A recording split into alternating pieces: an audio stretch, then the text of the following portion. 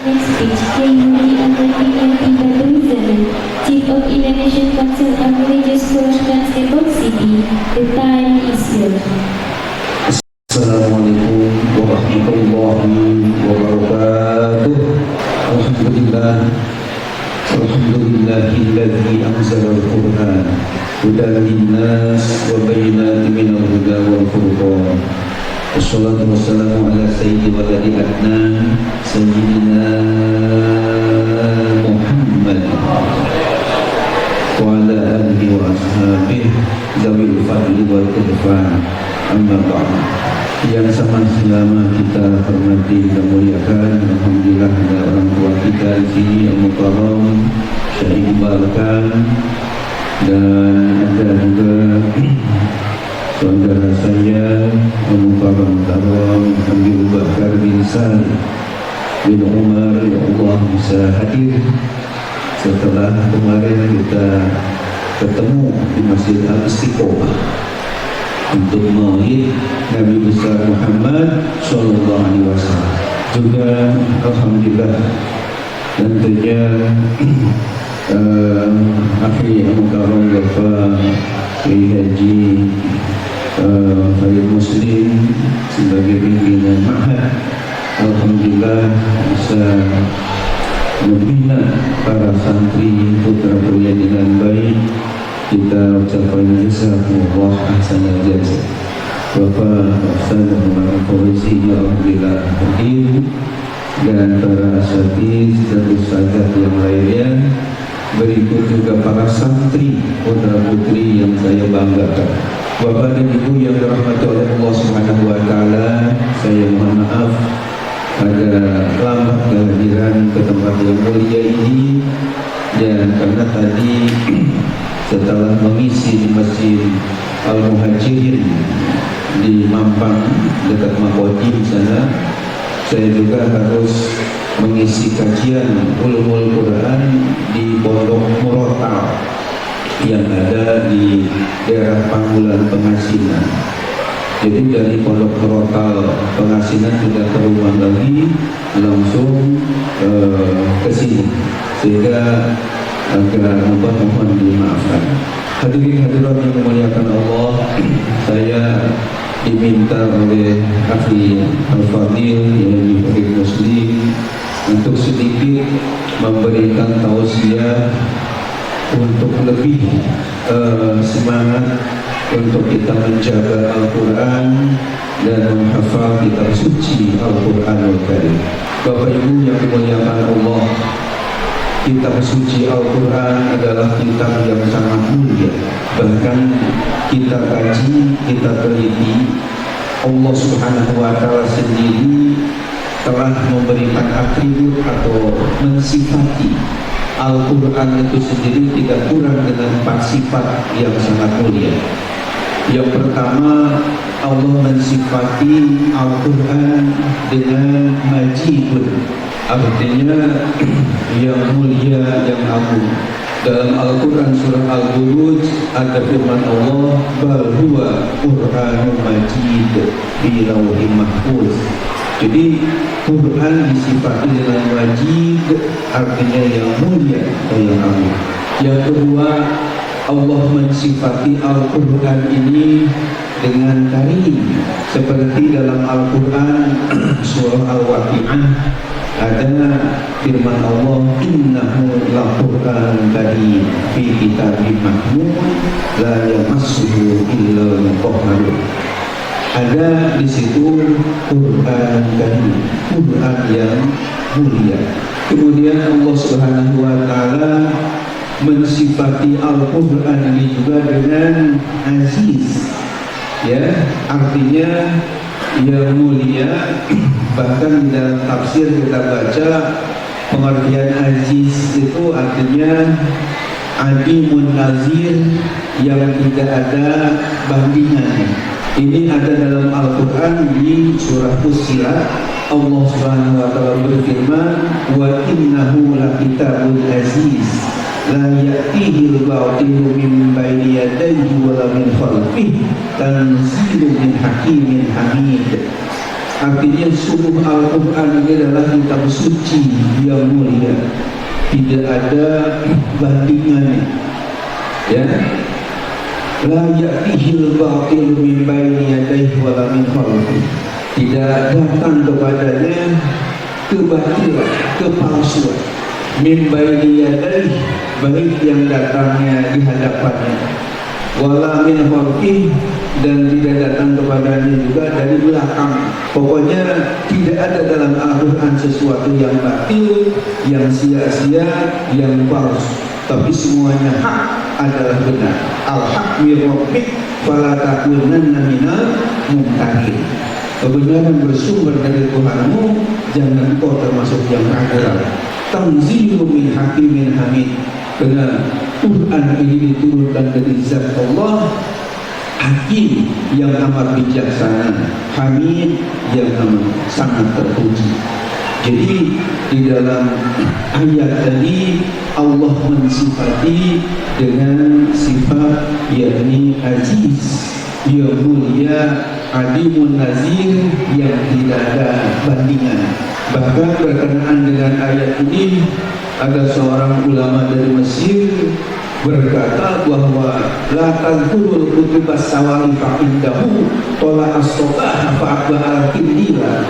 Artinya janganlah kamu sebut-sebut, janganlah kamu banding-bandingkan Al-Quran dengan kitab suci yang lain, karena Al-Quran ini diibaratkan seperti cahaya matahari yang menyinari dunia, sementara kitab suci yang lain seperti lampu yang dari minyak tanah yang ketika matahari terbit sudah bercahaya, maka lampu yang lain tidak perlu dinyalakan lagi, cukup dengan cahaya matahari. Dan yang keempat, Allah Subhanahu wa Ta'ala mensifati Al-Quran ini dengan Al-Azim, yakni yang agung. Ini ada dalam surah Al-Hijr. Allah berfirman, walaqad atainaka sab'an minal mathani wal qur'anal azim. Artinya, dan sungguh kami telah memberi kepadamu ya Muhammad sallallahu alaihi wasallam sab'an minal mathani, 7 ayat yang berulang-ulang, maksudnya surah Al-Fatihah, wal qur'anal azim, dan Al-Quran yang agung. Itulah 4 sifat yang Allah Subhanahu wa Ta'ala berikan kepada Al-Quran, yang menunjukkan begitu mulianya dan agungnya Al-Quran. Maka orang-orang yang telah menghafal kitab suci Al-Quran ini, jelas dia akan mendapatkan kemuliaan dari Allah Subhanahu wa Ta'ala.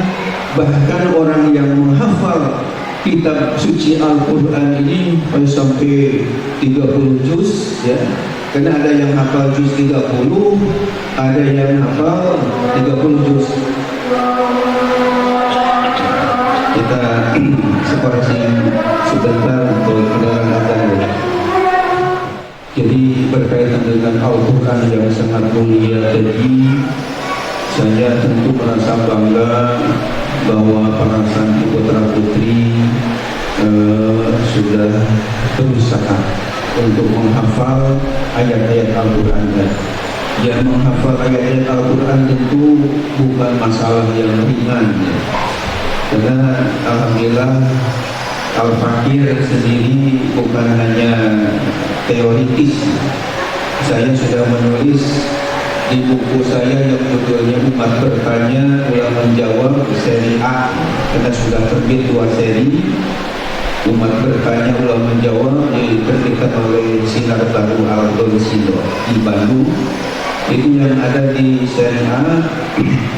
Di dalam buku Umat Bertanya Ulang Menjawab di seri A itu ada tema kiat-kiat menghafal Quran yang efektif, ya, kiat-kiat menghafal Quran yang efektif, yang tidak cepat lupa, ya. Artinya ketika kita menghafal ini diusahakan lengket terus hafalan kita. Itu sudah saya tulis, mungkin ada 5 halaman, ya. Cuma bukan hanya kita teori, tapi alhamdulillah saya juga praktisi dari mempraktekkan menghafal. ketika khususnya ketika di PTIQ, di Perguruan Tinggi Ilmu Al-Quran Jakarta, karena waktu itu memang mahasiswanya diwajibkan hafal Quran, sehingga di ultimatum kalau nggak hafal Quran nggak akan diluluskan, tidak akan dimunaqasyah untuk jadi sarjana.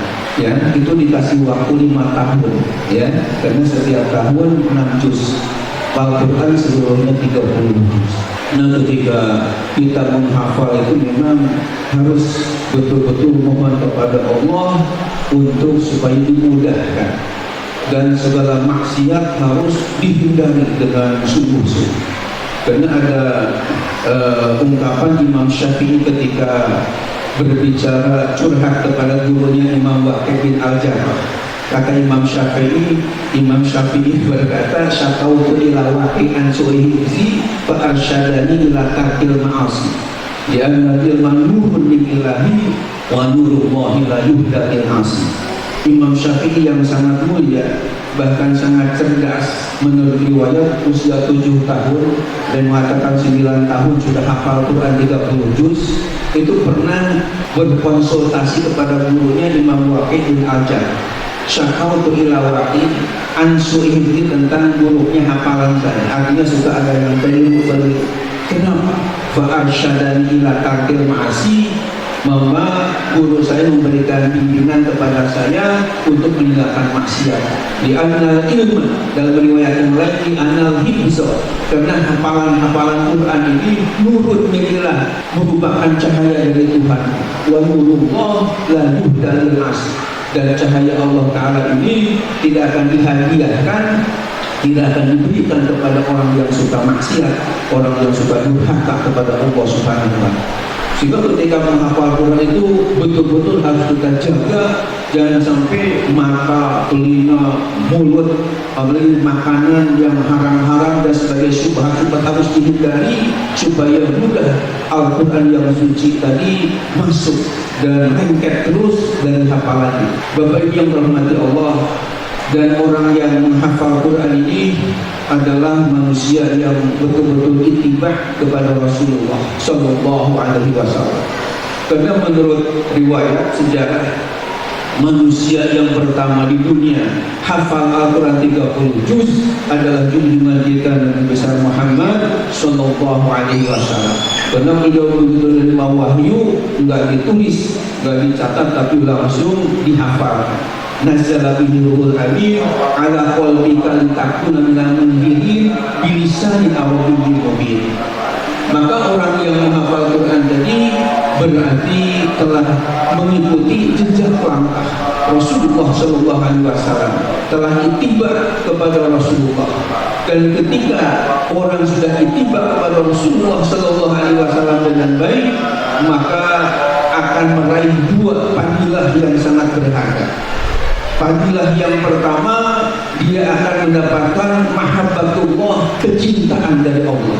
Dan fadilah yang kedua, yang tidak ittiba kepada Rasul tadi, diantaranya dengan menghafal Quran ini adalah akan mendapatkan ghufranuz dzunub, terampuninya dosa-dosanya oleh Allah Subhanahu wa Ta'ala. Dalilnya dari mana? Ini bisa dibaca dalam Al-Quran surah Ali Imran ayat 31. Allah berfirman, A'udzubillahi minasyaitonirrajim, Bismillahirrahmanirrahim.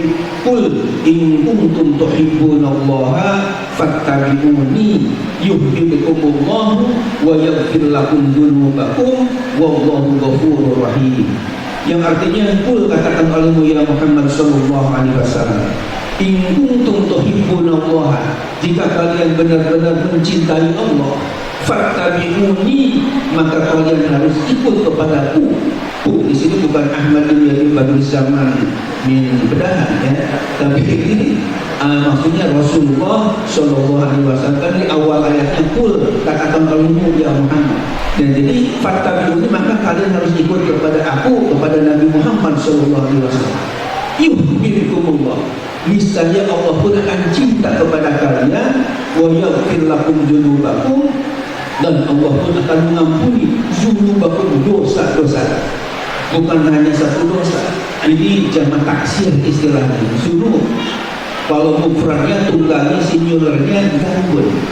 Ya, ini pluralnya jadi dzunubun, jamaknya dzunub, berarti dosa-dosa ini akan diampuni oleh Allah Subhanahu wa taala. Wallahu ghafurur rahim, dan Allah Maha Pengampun lagi Maha Penyayang. Jadi oleh karena itu bagi para penghafal Al-Quran tadi, ini suatu kemuliaan dari Allah. Kalian akan dicintai oleh Allah, juga akan diampuni dosa-dosanya oleh Allah karena sudah ittiba kepada Rasulullah Shallallahu Alaihi Wasallam. Namun demikian, tentunya bukan hanya kita pandai membaca, pandai menghafal, akan tetapi juga mari kita mengamalkan ya isi kandungan Al-Quranul Karim dengan sebaik-baiknya, sehingga kita hidup ini betul-betul bahagia di dunia wal akhirah, diridhoi oleh Allah dan Rasulullah Sallallahu Alaihi Wasallam. Amin amin ya Allah ya Rabbal Alamin. Dan juga saya ucapkan selamat selain kepada anak-anak yang wisuda tadi, juga kepada orang tuanya yang telah terus memberikan support, memberikan dukungan dan dorongan sehingga anaknya menjadi sukses. Mudah-mudahan bapaknya juga menjadi ahli surganya Allah Subhanahu wa taala. Dan yang hadir di sini semua karena cinta kepada Al-Quran, cinta kepada Allah dan Rasulnya, mudah-mudahan min ahli jannah semuanya. Amin ya Allah ya Rabbal Alamin. Terima kasih atas segala perhatian. Mohon maaf atas segala kehilapan dan kekurangan. Wallahul muwaffiq ila aqwamit thoriq. Wassalamualaikum warahmatullahi wabarakatuh.